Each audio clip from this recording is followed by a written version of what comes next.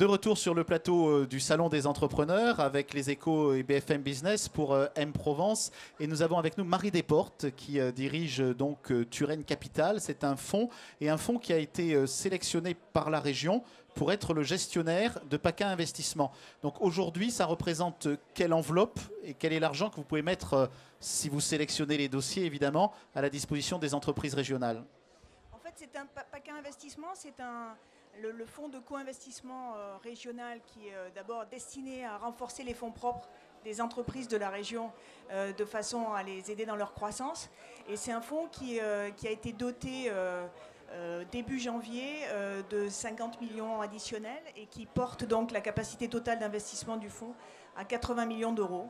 Donc voilà, ça, c'est une vraie force de frappe. Voilà, on en est très fiers. Et en plus, en fait, les domaines d'investissement ont été très largement élargis, puisque au départ, PACA Investissement ne s'adressait qu'à l'amorçage. Et aujourd'hui, le champ d'intervention porte aussi sur les entreprises en développement, que ce soit des entreprises innovantes ou des entreprises plus classiques. Voilà. Alors, ce fonds existe depuis pas mal d'années. Vous avez déjà ce qu'on appelle un track record, enfin des succès dans ce fonds. Est-ce qu'on peut donner quelques exemples? Bien sûr. Donc le fonds existe effectivement depuis quelques années. Et les entreprises qu'on a aidées à grandir, certaines d'entre elles sont aujourd'hui de beaux succès. Donc on peut parler de, j'espère que je ne vais pas oublier les principales, mais EMIG Environnement, donc dans le domaine du transport. L'aquaculture, voilà, c'est ça, et puis les transports de homards vivants. Voilà, c'est ça, transport de homards vivants. On peut parler de mapping control dans le domaine de la voiture connectée. Oui. Qui est maintenant une entreprise. On est rentré, je pense que l'entreprise faisait 400 000 euros de chiffre d'affaires. Aujourd'hui, ils vont faire plus de 8 millions, plus de 8 millions de chiffre d'affaires cette année, avec de grandes ambitions pour l'avenir aussi au niveau européen. Voilà, donc dans à peu près tous les types de secteurs qu'on a financés, que ce soit au niveau de l'écotechnologie, microélectronique, on peut parler de Inside SIP aussi, qui est en train dans la microélectronique, qui est en train de... Sur le biomédical, vous êtes aussi assez présent, hein, je crois, hein, sur ce secteur. Tout à fait, on est notamment chez Prové Pharm Technologies.